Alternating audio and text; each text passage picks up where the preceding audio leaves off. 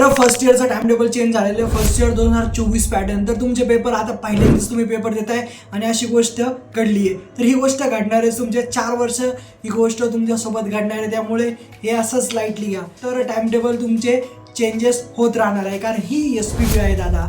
तर तुमचं टाइम टेबलमध्ये काय काय चेंजेस झालेले तर आता पूर्ण व्हिडिओमध्ये बघा. आणि जर नवीन आले असेल तर फटाफट चॅनलला सबस्क्राईब करून ठेवा. तुमचे 3 पेपर पुढे ढकललेले आहे. आजचा पेपर सुद्धा तुमचा पुढे ढकललेला आहे. भरपूर सारे मुलांना हे माहिती नाही की पेपर आपले चेंजेस झालेले. तर आज 16 तारीख हा व्हिडिओ मी बनवतोय. तर हा व्हिडिओ पूर्ण बघा. तर चला काय काय चेंजेस झालेले फर्स्ट इयरच्या टाइम टेबलमध्ये हे आता बघूया. तर चला कुठला टाइमपास करता करूया सर. फर्स्ट इयरच्या टाइम टेबलमध्ये चेंजेस झालेले आता तुम्हाला मी ते दाखवतो. तर आता तुम्ही स्क्रीनवर इथं बघू शकता. तर काय काय चेंजेस झालेले. तर हे नॉर्मल आहे. तुम्ही आता पहिल्यांदा आले असेल, पहिल्यांदा ॲडमिशन घेतले, तुम्ही नवीन मुलं आहात, तर हे तुम्हाला आता फॉलो करावंच लागणार कारण SPB युनिव्हर्सिटीचं असंच असतं दादा. तर आता तुम्हाला स्क्रीनवर दिसत असेल तर इथं कॉलम 1, कॉलम 2, कॉलम 3, कॉलम 4 आणि कॉलम 5.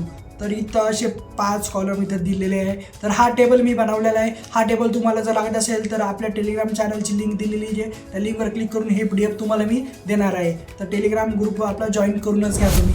तर इथं आता चेंजेस काय झालेले तर पेपर आपले पोस्टपोन झालेले कोणचे.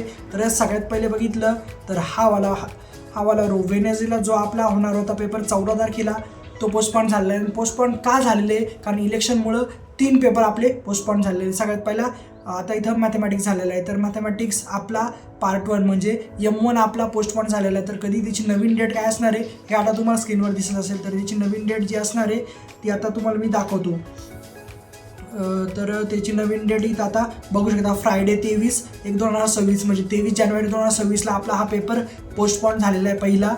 इथं मी हायलाईट करतो म्हणजे तुम्हाला समजेल आता. तर रो मी हायलाईट करतो म्हणजे तुम्हाला समजेल, तुमच्या लक्षात येईल की आपले कोणचे पेपर पोस्टपोन झालेले आहे.